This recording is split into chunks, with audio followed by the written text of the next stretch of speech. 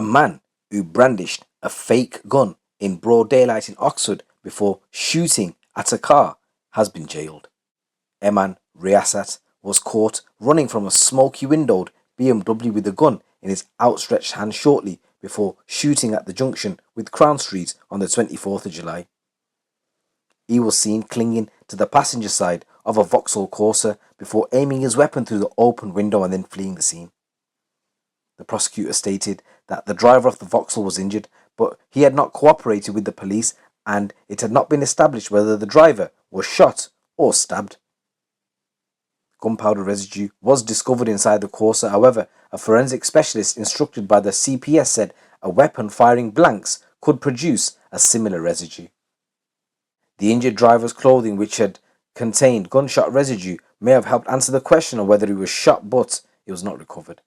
The prosecutor said gunshot residue found on the front passenger side of the Corsa you saw on the footage.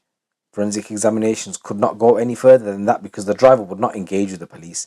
He summarised, in short, a great deal of suspicion that the projectile was fired and the driver was shot, but no proof.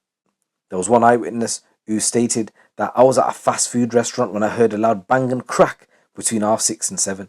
He said my initial reaction was it was a gunshot. The only thing I can compare it to is, when they're doing them 100-meter races, that sound of a starting pistol.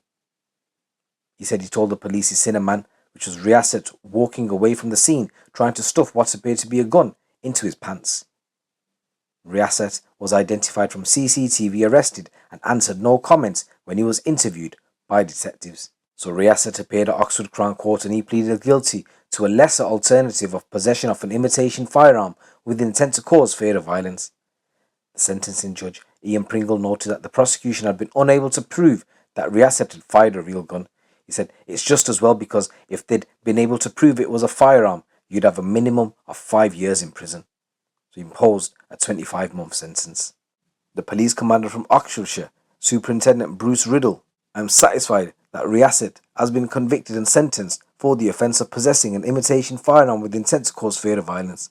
Thankfully, incidents involving firearms and imitation firearms are very rare within the city, and I hope that the speed at which Riasat was traced, arrested and charged highlights how serious we take such incidents.